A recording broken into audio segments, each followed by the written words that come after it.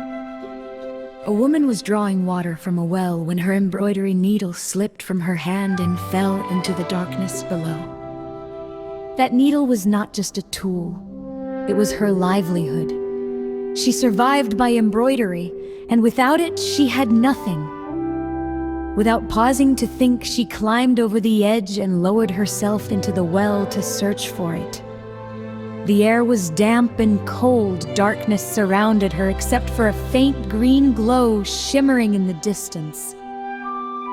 With no other choice, she followed the light. As she walked toward it, the damp stone walls faded away, and she found herself standing in a place unlike anything she had ever seen.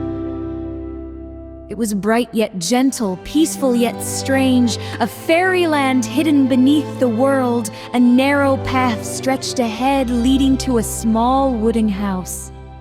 Outside the house sat an old woman with white hair, bent over a tangled pile of silk threads.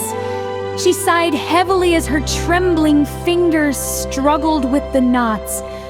When she noticed the young woman, she looked up and asked why she had come. Blushing, the young woman explained that her needle had fallen into the well and that she had come down to find it. The old woman nodded kindly and told her to change into dry clothes inside the house first. The house was simple but warm. A wooden bed and table shone softly in the light. In one corner lay rolls of silk more beautiful than any fabric she had ever seen. After changing, she returned outside. The old woman was still staring helplessly at the tangled threads, twisted tightly together like a ball of yarn. The young woman stepped closer. The silk was finer than what she usually worked with, and its colors were vivid and pure. Carefully, she lifted the threads and began separating them with steady fingers. In a short time, the mess was neatly sorted. The old woman's tired eyes brightened. She confessed that her hands had grown weak, and she could no longer manage the silk threads of the fairyland as she once had. She could barely hold a needle, let alone embroider the flowers that were needed. The young woman quietly took out her empty needle pouch. She explained that embroidery was her life, and if the old woman did not mind, she would gladly stitch the flowers in her place.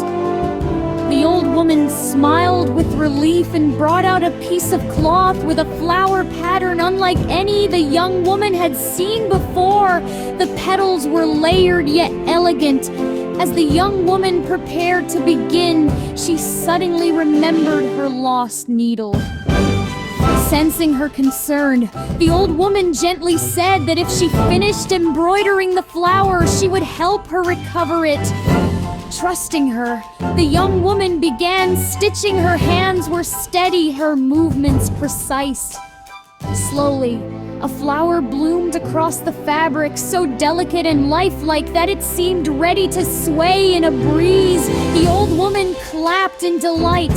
She brought out a small box and told the young woman to open it. Inside were many embroidery needles. Among them was her own, easily recognized by the red thread tied at its end. Overjoyed, she picked it up, but before she could thank her, the old woman pushed the box toward her again. "These are for you," she said. "They are fairy needles. Whatever you embroider with them will be more beautiful than ever." The young woman hesitated. She only needed her own needle. The others felt too precious. But the old woman insisted. She had shown bravery by leaping into the well for her work, and kindness by helping a stranger without being asked. Such a heart-deserved reward. Before she left, the old woman pointed to a path behind the house and told her to follow it back. She added softly, "A needle feeds the body, but kindness feeds the soul." The young woman bowed deeply and followed the path. Soon she saw sunlight above her, grasping the stone edge of the well. She climbed out. The bucket still stood nearby, as though she had been gone only moments.